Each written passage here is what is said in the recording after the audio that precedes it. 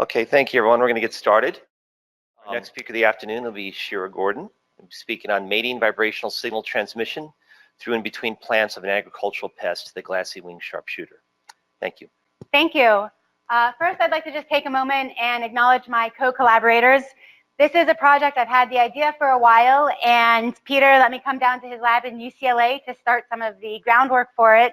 And then James and Ben are my Scottish collaborators that have been helping me do some of the data analysis, and Rodrigo is with me at the USDA. So the arrows are supposed to advance. The space bar is advancing. The mouse is advancing. Are you a PDF for it? None of the above are advancing. Oh, I swear I pressed that same button. So let's start off by meeting the glassy winged sharpshooter. This insect is about 1 centimeter long. It's native to the southeastern United States. It is a generalist, meaning it's on grapevine as well as citrus and weeds. It is a xylem feeder, so it feeds on basically the water part of the plant. But what makes it a pest is it transmits a bacteria called xylella in its mouth parts. And that xylella can kill a grapevine in 2 to 3 years. So based in California, you can understand why that's a really big concern. What interests us the most is it actually communicates via vibration.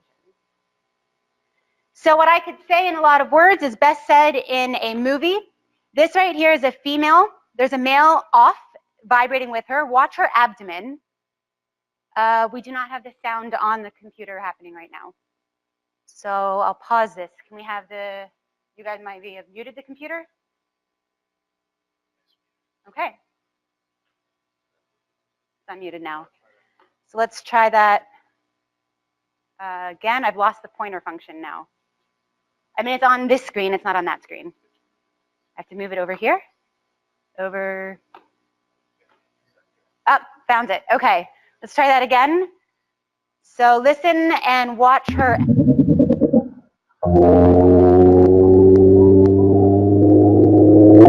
So she's talking with a male off screen, and it's just these small vibrations of her abdomen transmitted through the ground. So this is real time. And now you'll see the male, and so this is what they do. They duet with each other, and it's all vibrations. You put a microphone right next to them, and you'll hear nothing. So these are the vibrations that they use. They're not a strong chemically using insect to find each other. It's all vibrations between each other. This here is another behavior. A small male call, and then he'll do more of that beating. At the same time, I'm going to skip ahead. Oops, not that far ahead. So to show you the spectrogram of what we're actually looking at, this is up to 1 kilohertz. We've got time and then intensity and color. So here's the male again, that wing flip.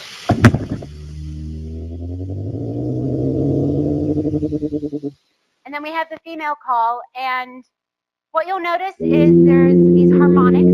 It starts approximately 80 hertz, ends at approximately 120 hertz. And we have harmonics every 100 hertz or so. So you'll see this coming up as an important theme throughout the talk.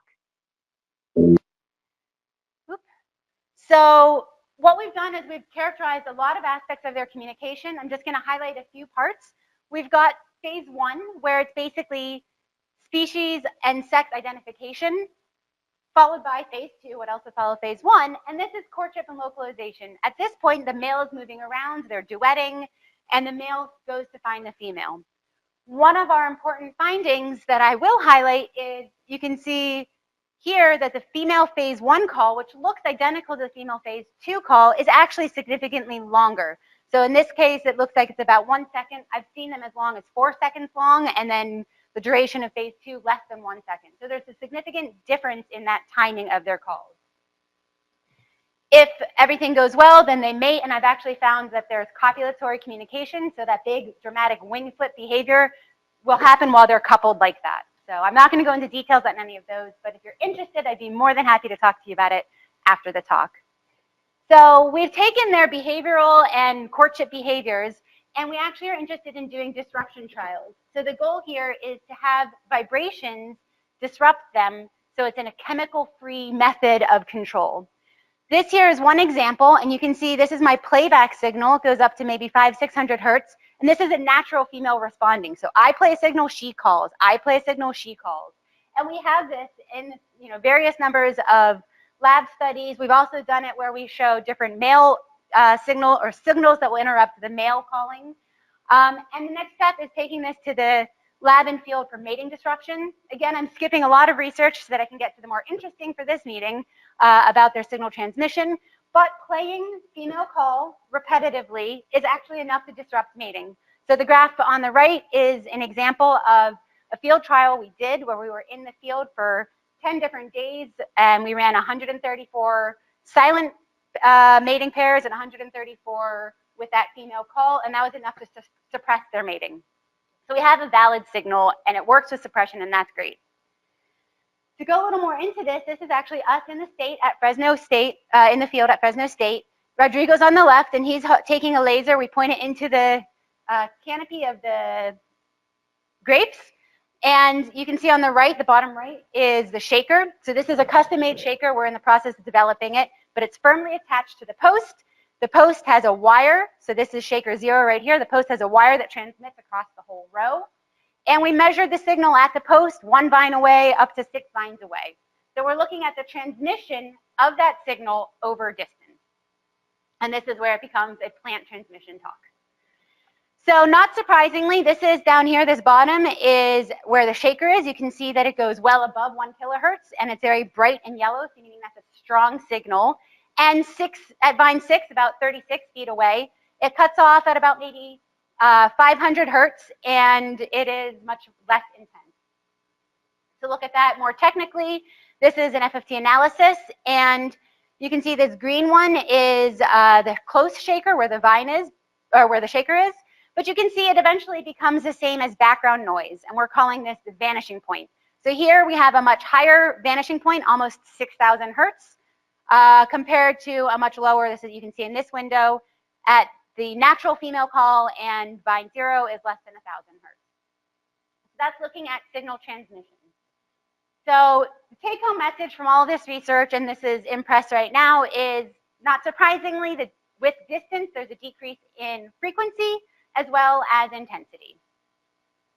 Now, all of this leads to our predictions and what I'll spend the rest of the talk focusing on. We have the cartoon of the female call, and with that, we know that with some distance, say 30 centimeters, there is a less intense call, and it's got fewer harmonics. Well, we know that as sound travels, that we have higher frequencies traveling faster. That's what physics tells us is theory. So is there a point where the high frequencies are going to arrive before the low frequencies? If so, that's not an accurate female call anymore. We have a different call. We would have the middle section where this green check comes in, and that's the correct signal, and then the end where we're missing the high frequency component. So now if you remember what I was telling you about phase 1 versus phase 2 calls, we actually have over a second difference in duration of these calls. So this actually has a practical meaning. Perhaps these phase 1, when the animals are far away, they have a longer call because they're trying to make sure more of their signal lines up appropriately. So the question is, what is happening during this signal transmission? Indeed, are higher frequencies arriving at a distant insect before the lower frequency of the transmission of the signal? What does all of that mean? So this is a little bit of what the setup looks like in the lab. We've got a B&K shaker right here that we're triggering at a very fine point. So it's attached with a screw to the shaker. And we trigger the vine. I have Polytech in a very bright yellow marker here to remind me to say that Polytech was actually very generous and helped us quite a bit getting a scanning laser in the lab for a week so that we could use it and afford it and be able to do these experiments. We did a scanning laser across the whole vine, several vines. And just to help you see the rest of the talk, it's color-coded. So right at the shaker is 0 in red or 0.1 centimeters. And then as you go further away, I use rainbow colors, so orange, green, blue, purple being 60 centimeters away. So that's what you'll see in the rest of the talk, distance from the shaker. This is 100 hertz, and you can see in and out of phase, you can have this green wave following with the red, and that's basically what the wavelength looks like for 100 hertz traveling along this stem. Of course, if we go to 300, you would expect it to be shorter, and 600 to be even shorter wavelength. And again, you see that, and it's not as bright. It's a little less intense because the signal is not as strong. So while movies are helpful, it's a lot easier to actually see what this data looks like. So what we actually looked at is wavelength, wave speed, and then the signal arrival at the distances. Then what's really exciting is we actually took this one step further and we looked at transmission across non-connected plants. So what is this signal actually doing to a neighboring grapevine? So this is looking at from one leaf to the next leaf. And so we looked at all of these components of signal transmission. So to start with wavelength, in this graph down here is 0, so that's where the shaker is touching, and then at the top is 60. Right here it's all orange, so that means it's not moving. For 100 hertz, you can see the on and off wavelength of the signal right here, and it doesn't arrive until further on. So if we're going distance, this is, this is time, and this is distance, and with time, you get the signal arriving after it arrived in the beginning, which makes sense. It can't hit the whole vine at once. Comparing that across the 5 main frequencies we looked at, 100, 200, 300, 600, and 900 hertz, you can see generally the same thing, but we've got this wavelength decreasing in size. You can see that clearly the yellow and red bands are closer and closer together. In fact, we measured that across a sample size of 8 vines, and we can see that for 100 hertz, we've got this wavelength approximately 33 centimeters, and at 900 hertz, it's down to 9.7 centimeters. To show you where that looked like on this figure, this approximately is 33 centimeters, and you can see them each decreasing. So those values are averages. This graph, or this red and orange picture, is an example from one. So you see these kind of fuzzy areas.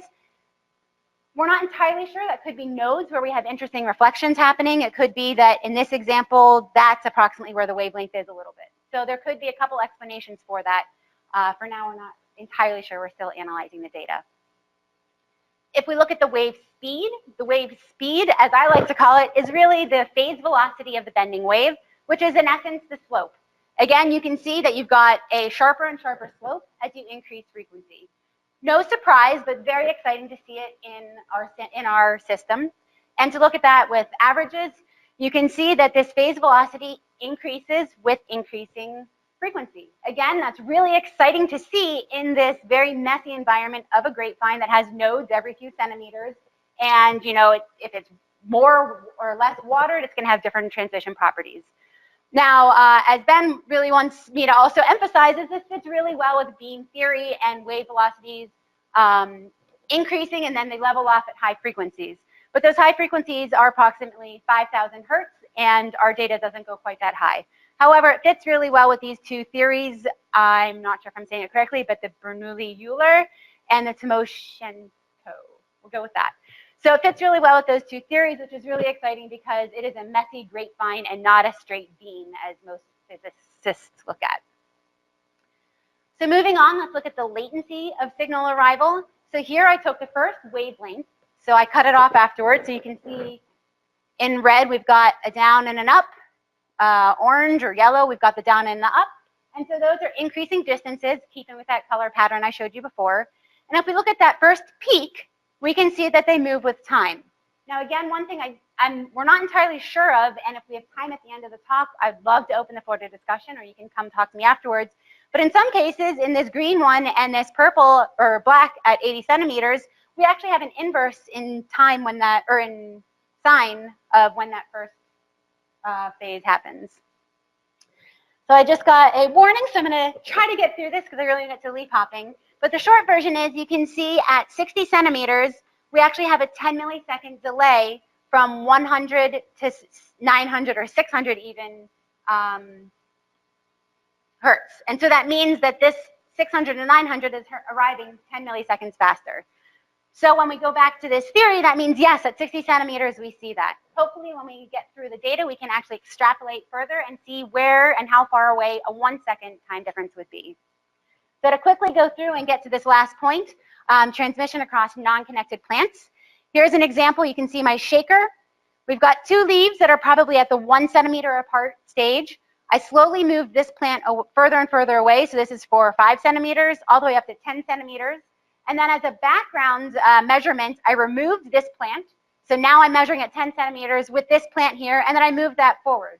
So I got my background signal basically in the exact same environment, but this way I'm accommodating for any missed vibrations that were transmitted through the substrate, despite the fact that they were on pads, and any airborne components that weren't measured but possibly could have been there. First, I looked at the female call, and this is what the transmission of the female call is at the source leaf, so where that shaker was. And you can see we have airborne transmission from one leaf to the next leaf at all of the measured frequencies. I'm almost done, so if you'll bear with for one moment. So to look at, we do have leaf to air to leaf transmission, and to look at that more carefully, we have these red lines are the background noise, and we can see that, I'll just put the conclusion up for you, at 10 centimeters we have 100 hertz being transmitted. At 200 and 300 hertz, we can see that transmission at 7 centimeters. That's leaping from the leaf to the air to the leaf because there's no substrate transmission here. So the signal transmits at short distances, which is really exciting. And of course, lower frequencies transmit further distances. So I'll just go ahead and throw these up there. We found the wavelength. We found that it does travel faster. The signal does arrive at different distances, and those are biologically relevant differences in timing. So what is the active space? And the signal can leap from one leaf to the air to a leaf, which is extending this active space. So with that, I'll take any questions if there's any time.